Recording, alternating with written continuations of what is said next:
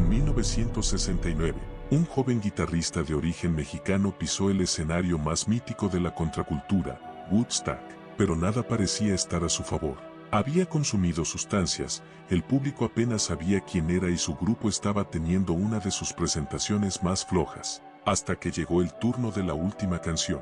En ese instante ocurrió algo inesperado, un momento que cambiaría la historia del rock para siempre. Hoy vamos a descubrir cómo una sola interpretación convirtió a Carlos Santana en una leyenda inmortal.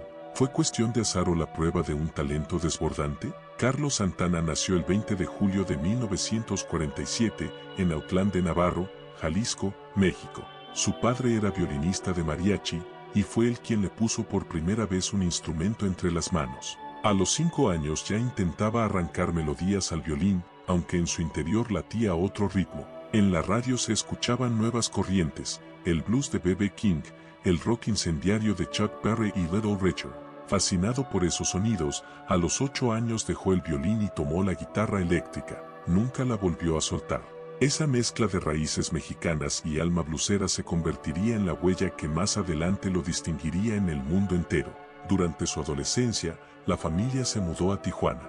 Allí, en bares llenos de neón y ruido, comenzó a tocar con músicos locales. En ese entorno conoció a Javier Batis, quien no solo le enseñó riffs y escalas, sino a sentir la esencia del blues, dolor transformado en música. Carlos absorbía cada enseñanza, y mientras tocaba en clubes fronterizos, el sueño de dedicarse por completo a la música crecía. Al norte de la frontera, lo esperaba el escenario que lo transformaría para siempre. A inicios de los años 60, la familia Santana se mudó a San Francisco. La ciudad hervía con el nacimiento de la contracultura hippie. Para Carlos, que tenía apenas 15 años, era como aterrizar en un planeta nuevo, calles llenas de incienso, conversaciones sobre paz y libertad.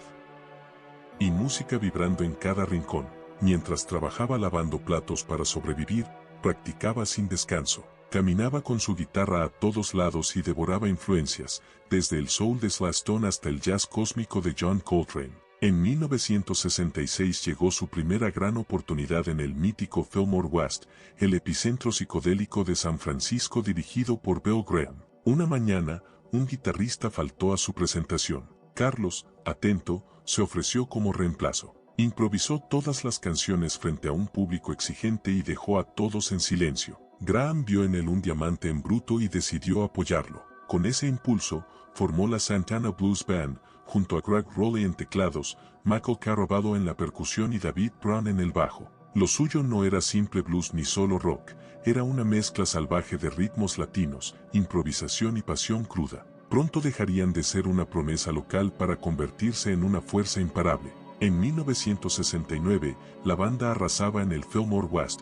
aunque aún no tenían disco grabado. Gracias al productor David Robinson, firmaron contrato con Columbia Records, acortaron su nombre a simplemente Santana, y comenzaron a trabajar en su primer álbum. Entre las canciones había una pieza instrumental que ya era el sello de sus presentaciones, Soul Sacrifice, una descarga de energía donde cada músico se desataba sin límites. Era la carta maestra para cerrar cualquier concierto. Ese mismo año, Bill Graham negoció con los organizadores de Woodstock para que Santana estuviera en el cartel.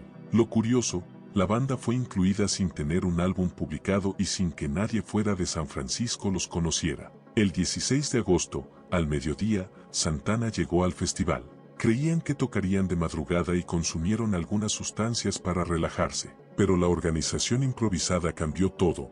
Tenían que salir al escenario de inmediato. Carlos, bajo los efectos alucinógenos, apenas podía sostener la guitarra, pero no se echó atrás. Subió.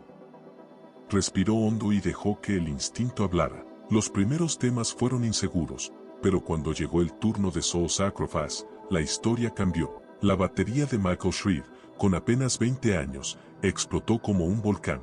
Las congas retumbaban como tambores ancestrales. Y Carlos, con los ojos cerrados, se dejó llevar por la música. Lo que ocurrió en esos minutos fue pura magia. La interpretación de Soul Sacrifice no solo salvó el concierto, se convirtió en uno de los momentos más icónicos de todo Woodstock. Cuando el documental oficial del festival se estrenó en 1970, fue esa escena la que dio la vuelta al mundo, Santana en trance, la banda encendida. De la noche a la mañana, pasaron de ser desconocidos a una sensación internacional. Y lo que siguió fue historia. El álbum debut Santana salió apenas 2 semanas después de Woodstock y alcanzó el top 4 en Estados Unidos. Luego llegó Abraxas en 1970, con clásicos como Black Magic Woman y Oye Cómo Va, que puso a bailar al mundo entero.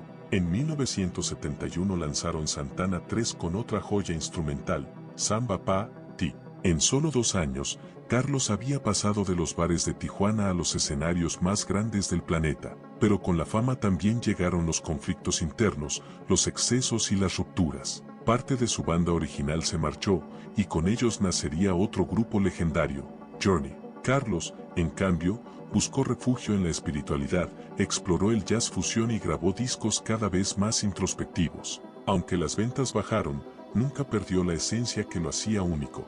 Décadas después, en 1999, sorprendió al mundo con Supernatural, un álbum que lo devolvió al número 1 y le dio 8 premios Grammy en una sola noche. Un renacer histórico para un guitarrista que nunca dejó de seguir el llamado de su alma. Hoy, tras más de 5 décadas de carrera, Carlos Santana sigue siendo un puente entre culturas, un maestro de la guitarra y un símbolo de pasión auténtica.